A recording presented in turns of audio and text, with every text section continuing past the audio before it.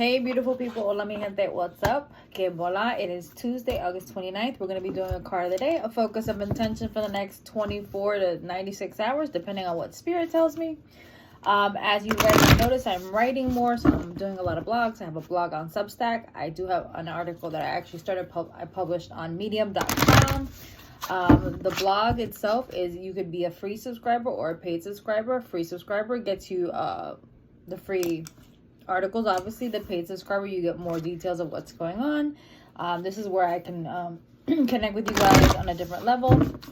Or you can join the Instagram subscriber, where you get a daily affirmation and then you get a theme of the week every week, or any updated information. If I have a last minute situation or an appointment that's available, I will offer it to the Instagram subscribers, the same as I Am the Altar. I Am the Altar is my best membership. I Am the Altar is $44.44 per month. You get included into every community ritual, which is valued at $15.51 at least to a month. You get included into every community reading, which is about $35 per person. Again, there's that. Then you get a weekly reading again, and a weekly forecast, astrological forecast, every week on I Am the Altar. Also, it's a great space where you can share, vent, do all the things that you can't really get from your family and friends due to judgment, criticism, evil eye, jealousy, etc. It's a great place to share your stories and so on and so forth. So with that being said, we're going to go ahead and do the card of the day. Remember, the Almighty Pineapple LLC is trademark, copyrighted, and registered with 3 different classifications with the United States Trademark and Patents Office. Any duplication of my content without my permission is subject to legal recourse, is guided by my legal team. Thank you for being here. Thank you for liking, commenting, subscribing to my channel. Thank you for sharing any of my content and information in the digital realm.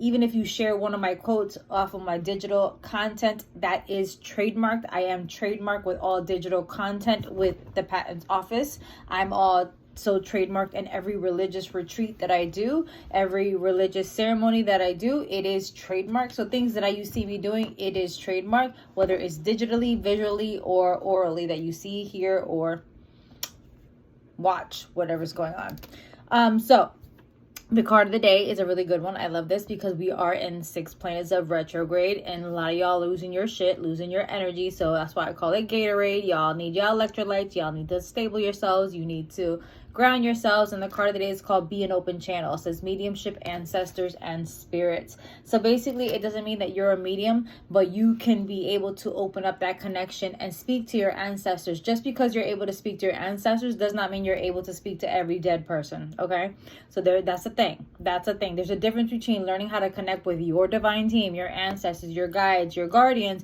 versus seeing everybody else's team. Okay, there is a complete difference. You aligning yourself to that ability to connect with your squad, your divine team, it is your intuition and empathy. That is your right. You are allowed and you have the rights to move forward, to talk and speak and generate a relationship with those entities, those individuals. Now, for example, I am a medium. All psychics are not medium, but all mediums are psychic. So I'm able to see other dead people. So not only do I have an ancestral altar, I have an altar just for the dead, because I do deal with the dead. In other words, it would be what people would consider necromancy. Basically, I can talk to the dead and I can ask them to help me out during certain things. I speak to the dead all the time during my sessions, whether somebody wants to step forward and they want to, make themselves known. And so I will be speaking to other people's dead relatives. So I just want to reiterate that. Just making sure. And with that being said, Be an Open Channel is the card. Like I said, we're going to get into that. And then you can follow your intuition and go from there. All right. So it says, the Zulu people place great importance on looking after and honoring their ancestors, who they refer to as Amadlozi.